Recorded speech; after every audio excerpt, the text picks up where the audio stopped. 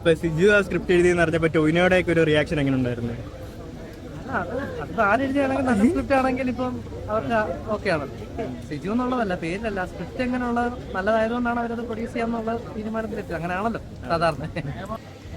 Siju bro പുതിയ സിനിമയുടെ പൂജയാണ്, അപ്പം വിശേഷങ്ങൾ പങ്കുവച്ചു കഴിഞ്ഞാൽ എൻ്റെ വിശേഷം വിജയൊക്കെ കഴിഞ്ഞ് തുടങ്ങുവാണ്. മരണമാസം എന്നാണ് പേര്.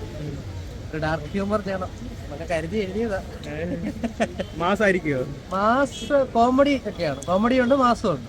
ഒരു ഡാർക്ക് ഹ്യൂമർ കോമഡി ആയിരിക്കും കൂടുതൽ. ടോവിനോയാണ് പടത്തിന്റെ പ്രൊഡ്യൂസർ, അപ്പോൾ ടോവിനെ നമുക്ക് പടത്തിൽ പ്രതീക്ഷിക്കാമോ? നിങ്ങൾ പ്രതീക്ഷിക്കും ഉണ്ടാകുമോ ടോവി? ഒന്നും പറയാനായിട്ടില്ല, കാരണം പ്രൊഡ്യൂസ് ചെയ്യുന്നേ ഉള്ളൂ.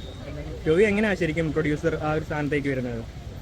ഓൾറെഡി ഇതിൻ്റെ ഡയറക്ടർ ശിവപ്രസാദ് മിന്നൽ മുരളിക്കകത്ത് അസോസിയേറ്റായിട്ട് വർക്ക് ചെയ്തിട്ടുണ്ട്. അപ്പോൾ ഓൾറെഡി അങ്ങനെ ഒരു കണക്ഷൻ ഉണ്ടായിരുന്നു. അപ്പോൾ പുള്ളിൻ്റെ ഒരു വൺലൈൻ ആക്കിയിട്ട് ചോദിച്ചാൽ അയച്ചു കൊടുക്കും. അങ്ങനെ സംസാരിച്ചിട്ട് ഇതിനെ പ്രൊഡ്യൂസ് ചെയ്യാമെന്നുള്ളൊരു രീതിയുണ്ട്. ഇപ്പൊ നടലിൽ നിന്നൊരു സ്ക്രിപ്റ്റ് റൈറ്ററിലേക്ക് മാറുവാണ്, അപ്പൊ ആ ഒരു ചേഞ്ച് എങ്ങനെയുണ്ട്? ഇല്ല, എങ്ങനെയൊക്കെ എഴുതി തീർന്നതാ.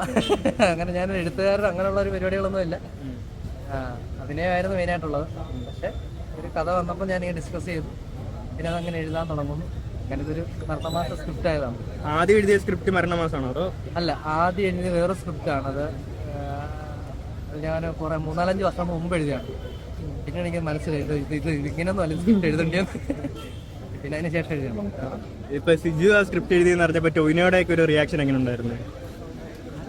അത് ആരെഴുതിയാണെങ്കിൽ നല്ല സ്ക്രിപ്റ്റ് ആണെങ്കിൽ ഇപ്പം അവർക്ക് ഓക്കെ ആണ്. സിജു എന്നുള്ളതല്ല, പേരിലല്ല, സ്ക്രിപ്റ്റ് എങ്ങനെയുള്ള നല്ലതായതുകൊണ്ടാണ് അവരത് പ്രൊഡ്യൂസ് ചെയ്യാന്നുള്ള തീരുമാനത്തിലെത്തി. അങ്ങനെയാണല്ലോ സാധാരണ. പിന്നെ ഗുരുവായൂരമ്പലം നടയാണ് ലാസ്റ്റ് ആയിട്ട് ഇറങ്ങിയത്, അതിപ്പോ OTT ഇറങ്ങിയിട്ടുണ്ട്. അപ്പൊ അതിനുശേഷമുള്ള ഓഡിയൻസിന്റെ ഒക്കെ റെസ്പോൺസ് എങ്ങനെയുണ്ട്? നല്ല അഭിപ്രായമാണ്. ഫാമിലീസ് ഒക്കെ കുറച്ച് ആൾക്കാരോടൊക്കെ കാണാൻ തുടങ്ങിയിട്ടുണ്ട്, അവരൊക്കെ വിളിക്കാറുണ്ട്. അഭിപ്രായങ്ങൾ പറയാറുണ്ട്. പിന്നെ എല്ലാവർക്കും അറിയേണ്ടത് ഈ രോമാഞ്ചത്തിന്റെ സെക്കൻഡ് പാർട്ട് ഇനി എന്നാണെന്നാണ്. ഉണ്ടാകും, പക്ഷെ ഉടനെ ഇല്ല. പുള്ളി ഇപ്പൊ ആവേശം കഴിഞ്ഞിപ്പം അടുത്ത പടത്തിന്റെ പരിപാടി ഇരിക്കുകയാണ്. 2 പടങ്ങൾ കഴിഞ്ഞിട്ടേ കാണാം. പിന്നെ സിജുവിന്റെ പുതിയ വിശേഷങ്ങൾ, ഈ സിനിമ അല്ലാതെ മറ്റു വിശേഷങ്ങൾ? ഇനിയിപ്പോ ഇറങ്ങാനുള്ളത് വാഴയാണ്. അത് ആഗസ്റ്റ് 2-ാം തീയതി വാഴ വരുന്നുണ്ട്.